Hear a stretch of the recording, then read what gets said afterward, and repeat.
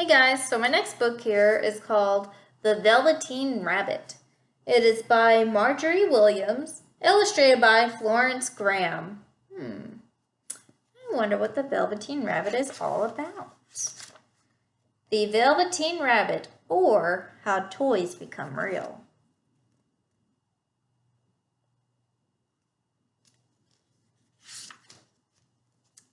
There was once a Velveteen Rabbit. He was fat and bunchy, his coat was spotted brown and white, and his ears were lined with pink satin. On Christmas morning, when he sat wedged in the top of the boy's stocking, with a sprig of holly between his paws, the effect was charming. For at least 2 hours the boy loved him, and then, in the excitement of looking at all the new presents, the Velveteen Rabbit was forgotten.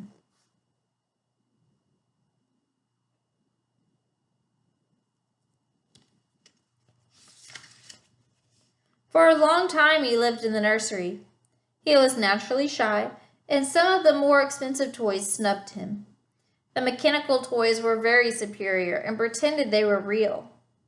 The model boat caught the tone and referred to his rigging in technical terms. Even the jointed wooden lion put on airs. The only person who was kind to him at all was the skin horse, who had lived longer in the nursery than any of the others.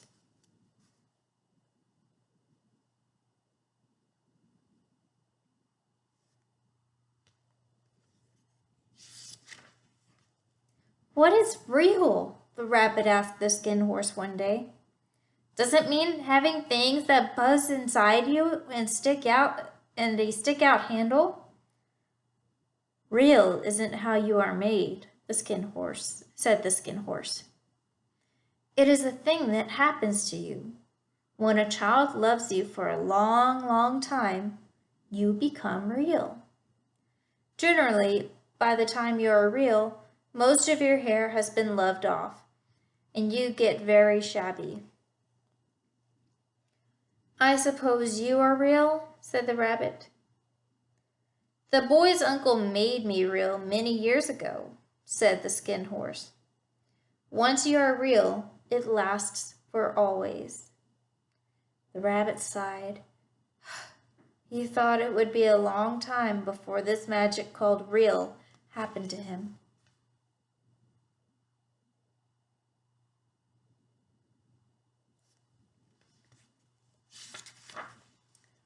One evening, when the boy was going to bed, he couldn't find his china dog that always slept with him.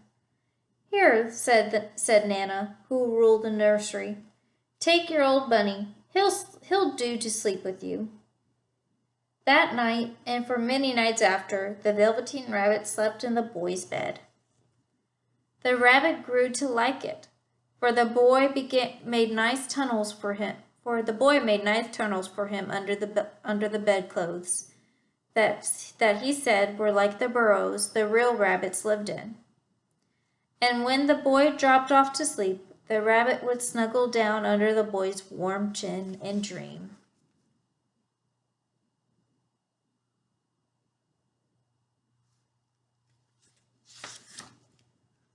The little rabbit was so happy that he never noticed how his beautiful velveteen fur was getting shabbier, and his tail was becoming unsewn, and all the pink rubbed off his nose where the boy had kissed him.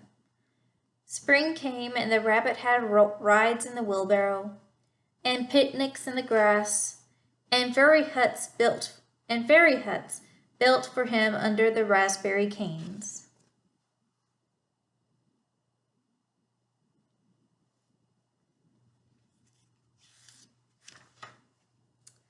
Once, when the boy was called away suddenly, the rabbit was left out on the lawn until long after dark, and Nana had to come and look for him because the boy couldn't sleep unless he was there. "Fancy all this fuss for a toy," said Nana. The boy sat up in bed. "He isn't a toy," he said. "He's real." When the little rabbit heard that, he was happy, for he knew that what the skin horse had said was true at last.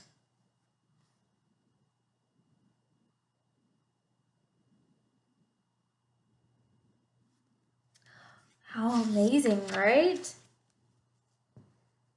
One summer evening, the rabbit saw two strange beings creep up out from the bracken.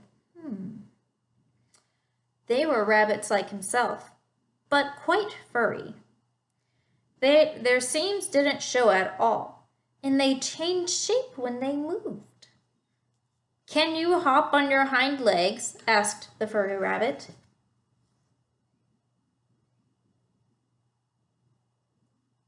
Do you think the Velveteen Rabbit can hop on his hind legs? "I don't want to," said the little rabbit. The furry rabbit stretched out his neck and looked. "He hasn't got any hind legs," he called out. "And he doesn't smell right. He isn't a rabbit at all. He isn't real." "I am real," said the little rabbit. "The boy said so." Just then there was a sound of footsteps, and the two strange rabbits disappeared. For a long time the little rabbit lay very still. Then the boy came and carried him home.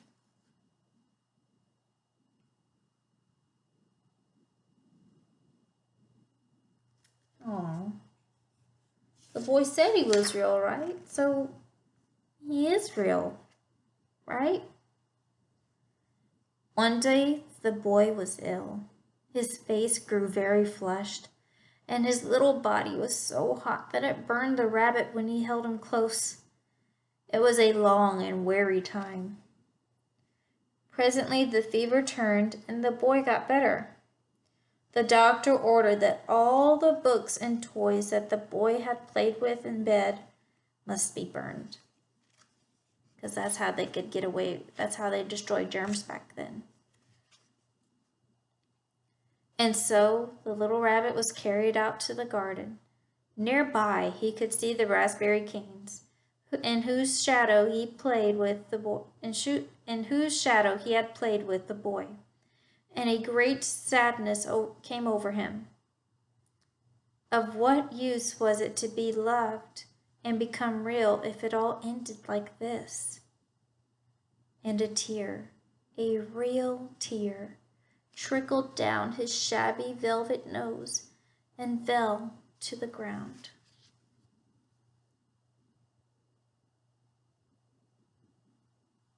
Oh, that poor rabbit, huh? And then a strange thing happened. For where the tear had fallen, a flower grew, and out of it there stepped a fairy. She kissed the little rabbit on his nose. "I am the nursery magic fairy," she said. "I take care of all the playthings that the children have loved. When you're old and worn out, and the children don't need them anymore, I come and take them away with me and turn them into real." What?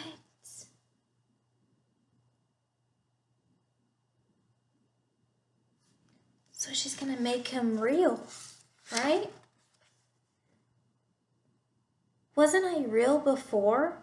asked the little rabbit. "You were real to the boy," the fairy said, "because he loved you. Now you shall be real to everyone." And she held the little rabbit close in her arms and flew him into the wood.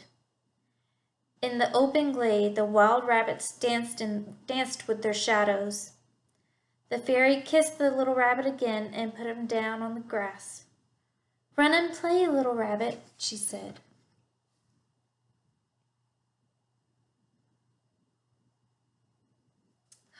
Do you think he's really real this time? But the little rabbit sat quite still. He did not know that when the fairy kissed him that last time, she had changed him altogether. He might have sat there a long time if just then something hadn't tickled his nose. and he lifted his hind leg to scratch it. And he found that he actually had hind legs. Remember, because earlier the rabbit said, you don't have hind legs. Instead of dingy velveteen, he had brown fur, soft and shiny, and his ears twitched by themselves.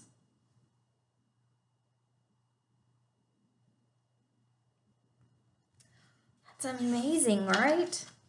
He gave one leap, and the joy of using those hind legs was so great when springing about, jumping sideways and whirling around as the others did.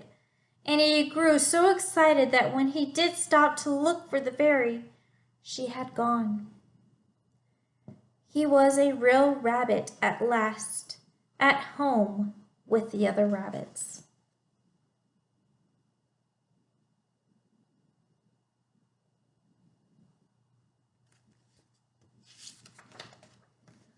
Autumn passed and winter, and in spring the boy went out to play in the wood.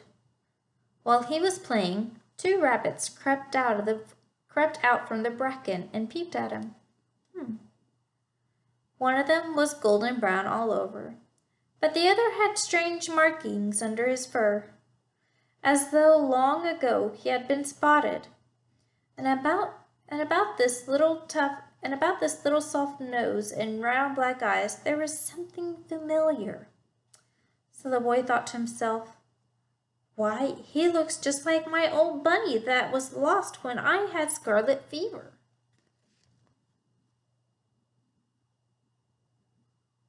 Do you think that's really the toy rabbit that he used to have? But he never knew that it really was his own bunny, come back to look at the child who had first helped him be real.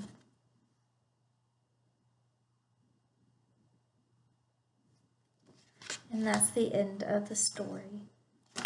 Wow, isn't that amazing? I guess that's what happens to all the toys that we've ever had, right? They become real. Anyways, I hope y'all enjoyed that story. That's one of my personal favorites. I hope that y'all are having a wonderful day. I send my love to y'all. Remember the class rules. Love yourself, love others. Bye-bye.